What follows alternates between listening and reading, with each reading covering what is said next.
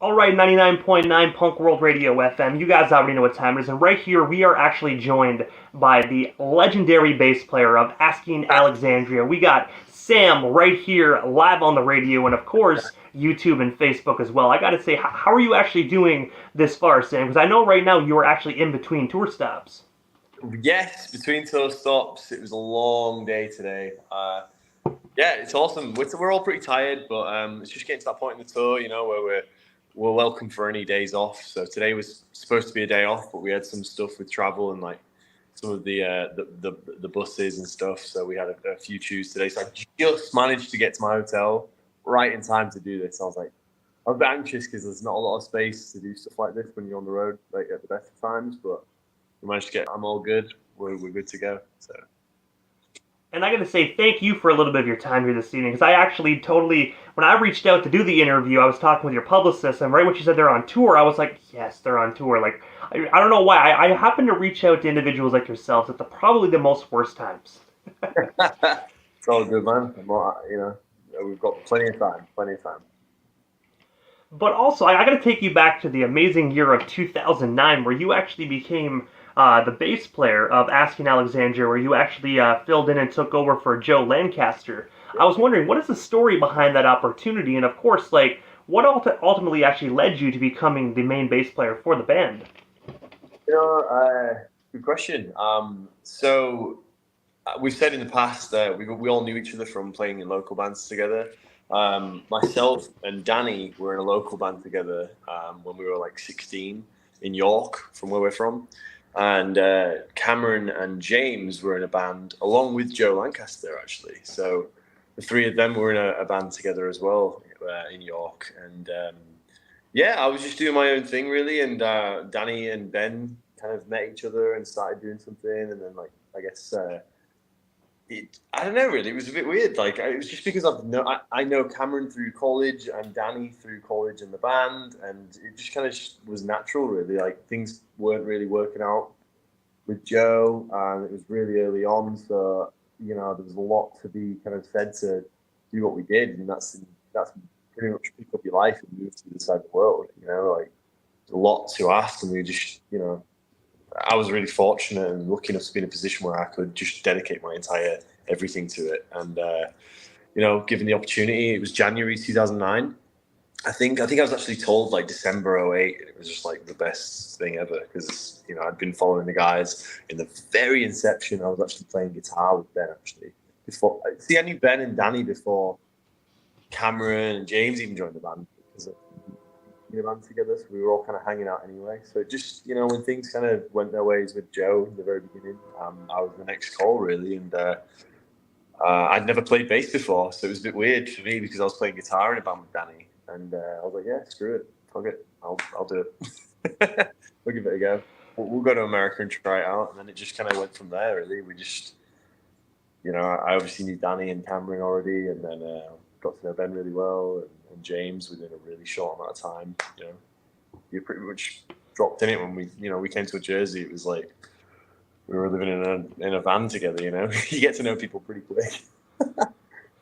It was cool. And obviously, because you actually just said you were a guitar player before you actually picked up the bass, like you didn't know how to. Was it a tough transition to actually go from guitar to bass, or did it just flow naturally?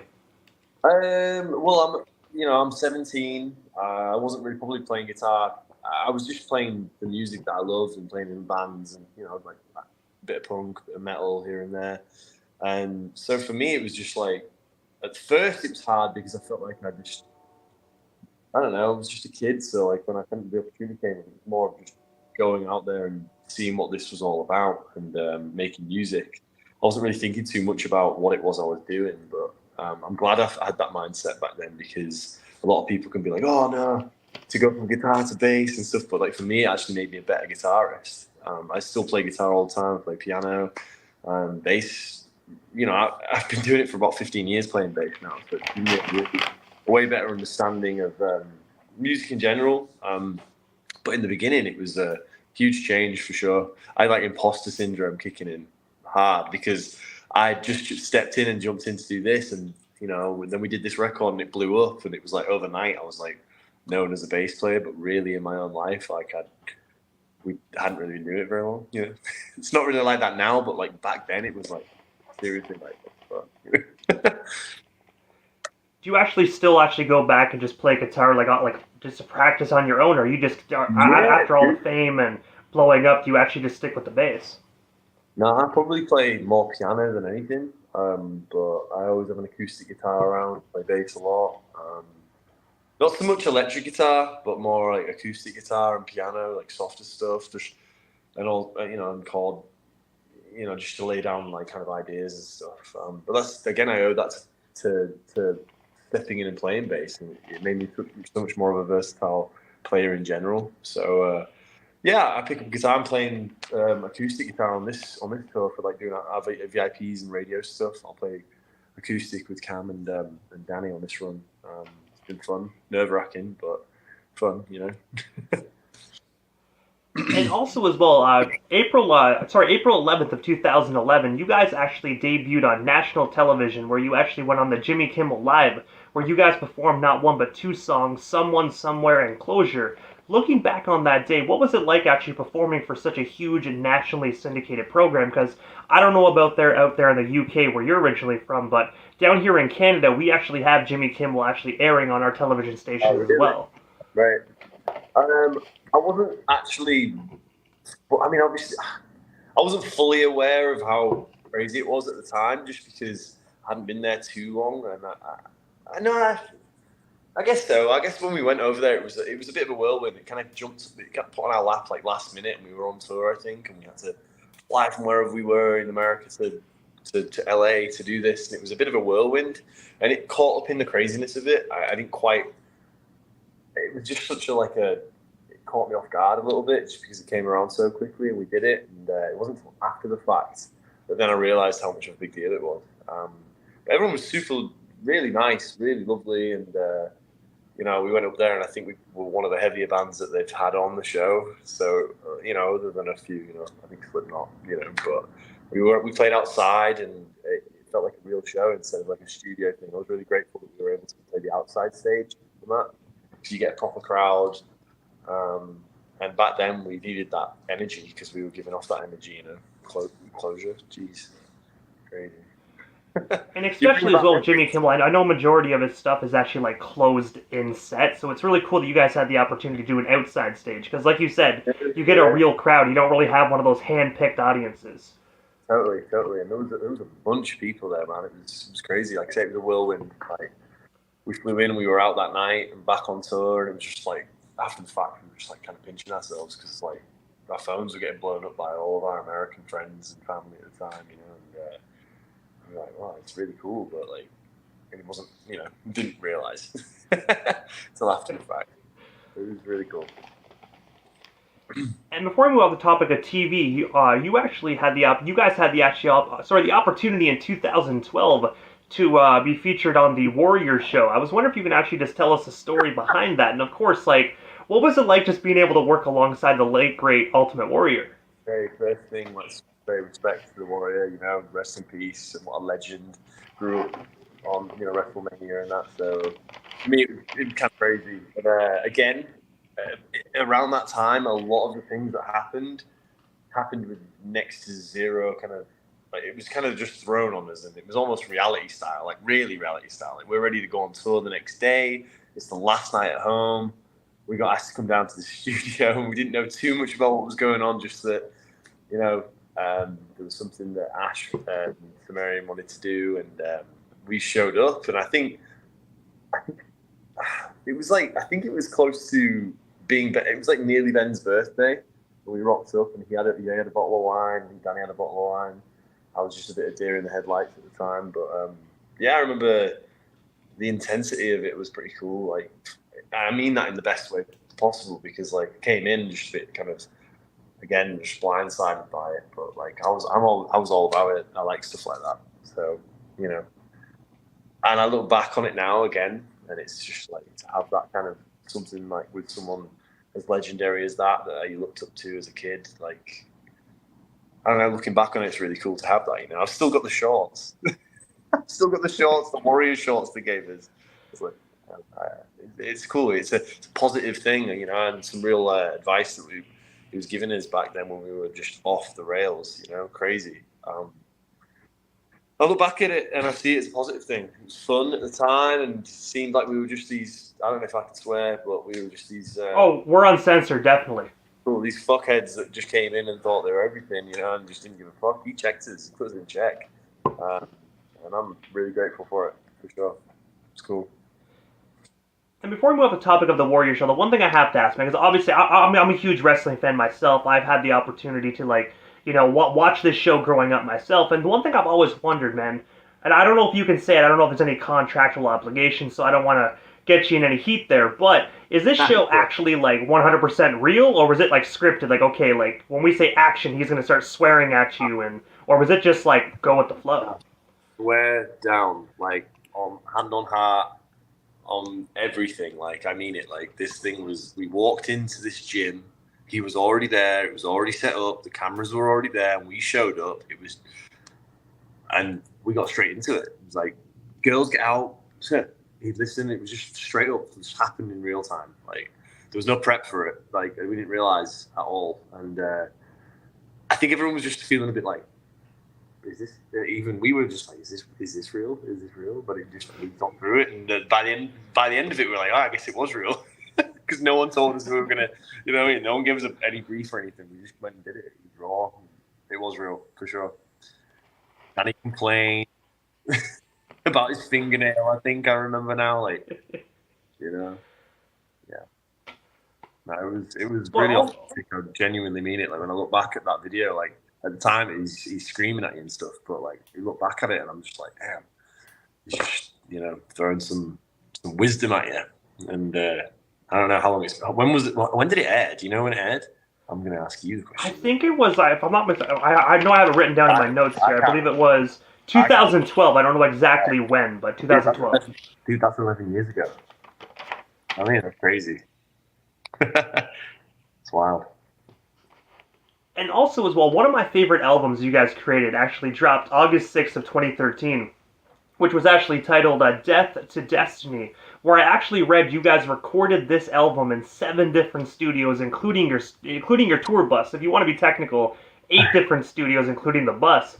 I was wondering if you can tell us a bit more about this album, and of course, what was it like just traveling the world and just recording this album while on tour? Because I'm not mistaken, a lot of the dates were in the U.S., and one of them was in London as well. Yeah.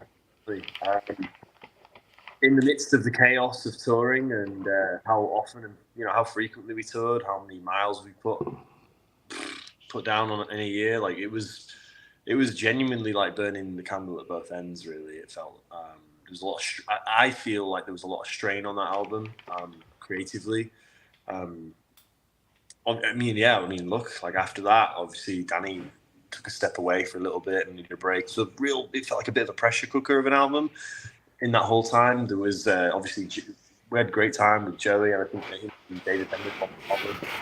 Just a different dynamic though, writing it on the road because you're just doubling down. You're touring, and you've got the pressure of making the album, and you've got deadlines, and you've got different producers in the mix. It was a chaotic time. Not to mention we were again off the rails at that time, so just burning the candle.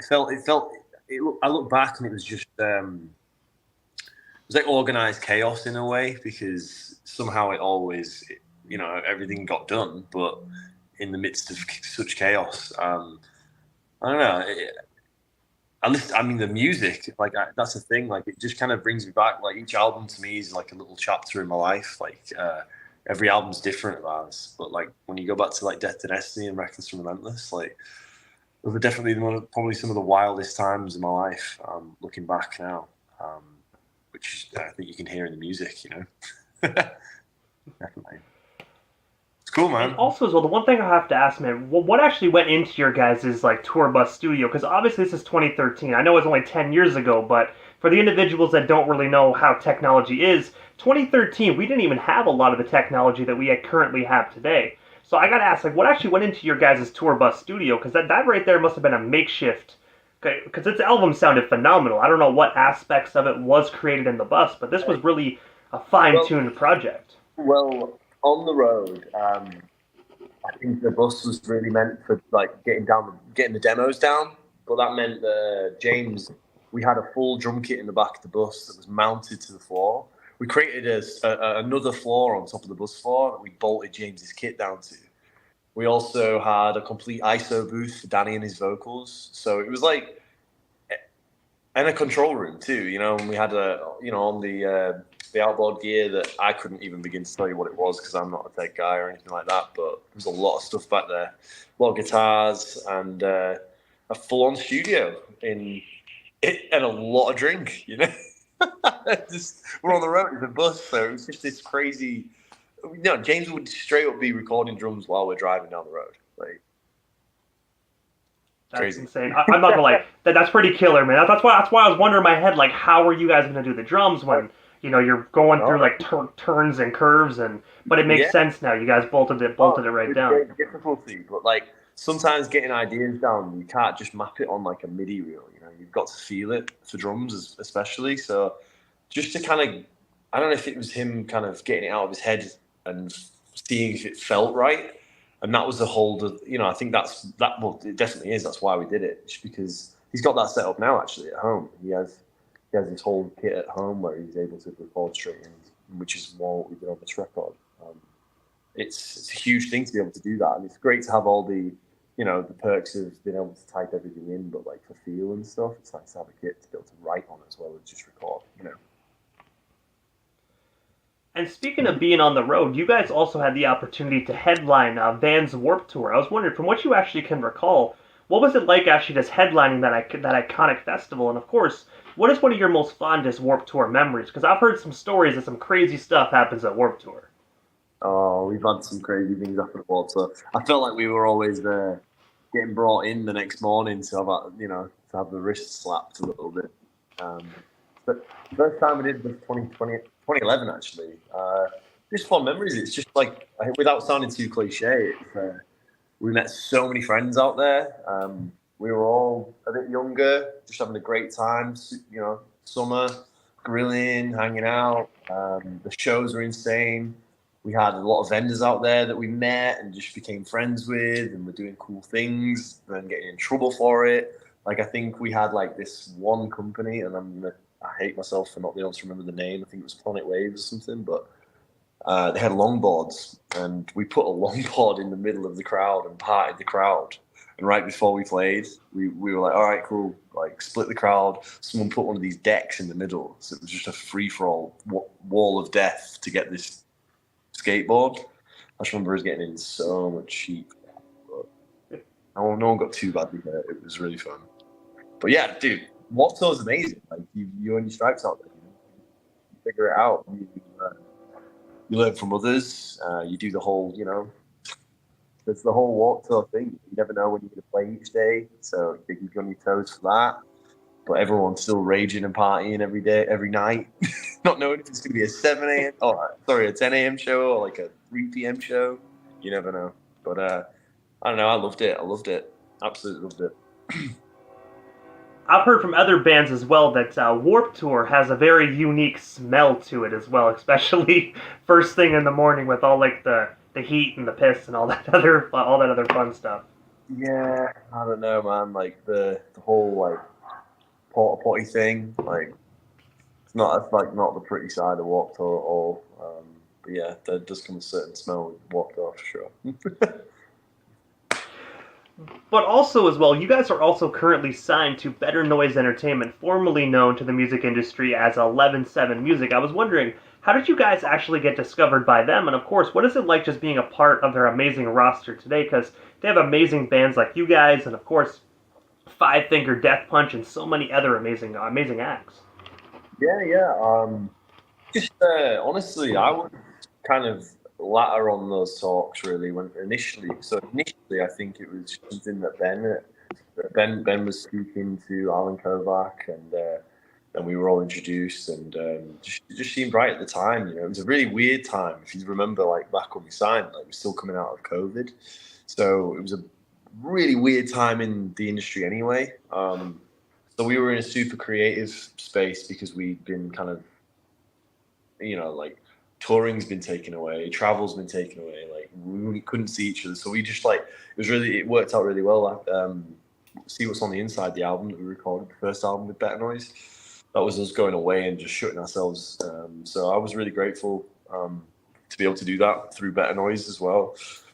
In a weird time, it was just kind of like rehab for us to get through this time, really. And that's the music you hear is the music that we've made for ourselves. Whereas now, the second record, we're able to kind of put a little bit more focus in, and it's not just more like kind of, it's not just for us, you know what I'm saying? It's for our fans. I don't know, we can be a bit selfish sometimes when we think about the music we want to make. As a creative, you've got to do what you want to do, but you've also got to listen. And this last one is more about us listening and kind of giving back a little bit. But I'm super grateful. Better Noise has been great. Yeah, crazy time. But especially as well when it comes to music, at the end of the day, it is your music. Obviously, us fans get the opportunity to, digest it and just devour it and love it. But at the end of the day, it has to be something that you guys love, because that's what fuels you guys to actually get up on stage and actually perform it every single night. Absolutely. There's a real fine line, and I think that we've always done that. We've always kind of walked that line, where our album has. Anytime we release an album, I always see like a bit of a trend. Whereas like you'll obviously get. We're really great. I'm really grateful and lucky. We've got an amazing fan base that do love our music, and we're still able to do this. But you obviously, I think anyone could say that has any element of success. There's always a certain amount of people that are indifferent to what you're doing, or they're not on the same page, or they're just not there yet. But I do find that like our music can sit and live for a long time, where people that have that mindset when they first hear it can kind of evolve with it, and then it can kind of grow on them a little bit. So, which is why I'm able to go back and listen to some of our older stuff, and some of our older stuff lives so long. It's because it's made with real care and we do it on our terms. That's why we've made music that's been different throughout our whole discography. Like, you have to listen, of course, but you also have to trust, because it goes both ways. So, we've always kept it pretty real, I think. And if there's something we're putting out, it's gonna be something that we're really proud of, because we put our everything into it. Not just because somebody else has said to do it. And also, as well, speaking of new music, August 25th of 2023, so just a matter of weeks ago, you guys actually released your most recent album titled Where Do We Go From Here? I was wondering if you can actually just tell us the story behind this amazing album, and of course, what was it like actually working alongside Matt Good for the production of this particular record? Yeah, this one, again, super different. We were more working remotely for this one. We've worked with Matt for a long time now, since the Red album, the self-titled album. He's, great friend of ours. We've got a really great dynamic. And yeah, it was even easier this time because we did it from our own homes. We're all family men now. We've got our kids and duties at home. So it was nice to be able to do this from the comfort of my home, with being with my family at the same time. And working with Matt, we live in a digital world where we're able to, send things back and forth. And he was really great about that. And me and Ben were back and forth so much from like the scratch demos up until the finished product. So it's just that digital connection that we've got now that makes it possible to do this. So, I think that was the most remote we did it, actually. But at the same time, we were able to kind of be remote, but still focus on it for longer, because we weren't like just giving ourselves a little window, if that makes sense. Like, we were able to do it for longer because it was convenient and we could do it from home. So we spent a long time for the process, instead of saying, all right, cool, you've got this time allocated to make the record. Like, it was nice. It felt relaxed. And it's crazy just how technology has evolved, man, because you can listen to this album and you wouldn't even think for a second that you guys were remotely in your separate homes, doing your bass parts, other parts, vocals all mashed together. Wow. It's crazy how just technology can do that and make it sound like you guys are in one room, when realistically you're across like, just everywhere, all across the board, man. It's mental. It's wild, but like I said, like, we were connected though. Like, just because we weren't with each other, we were spending pretty much all day on the phone with each other, and just like, or in a session together, like on our computers and stuff. So it's like, it's just weird. It can bring you together. It's not like, the first record, we were all in a basement in New Jersey together, the other side of the world, It's crazy. But also, as we spoke about at the very beginning of this interview, you're right now in a hotel. You're currently on tour, which is going absolutely amazing. I've been seeing the photos and the pictures. It looks like the turnout, obviously, is absolutely killer. But I was wondering if you can actually just tell us a bit more about the up-and-coming dates. Like, what cities do you guys plan on hitting next? And, of course, if there is any tickets available, how can we actually snag ourselves some last-minute tickets so we can come on out and see the legendary Asking Alexandria live in full effect? Well, we just did a slew of shows in Pennsylvania. We're starting to head west now. We're going to be hitting Cleveland tomorrow until we go all right across the country. We're going to go to Vegas. We're going to go. We're going to finally hit LA, and that'll be the end of the road on, I believe, the 8th of October. I believe.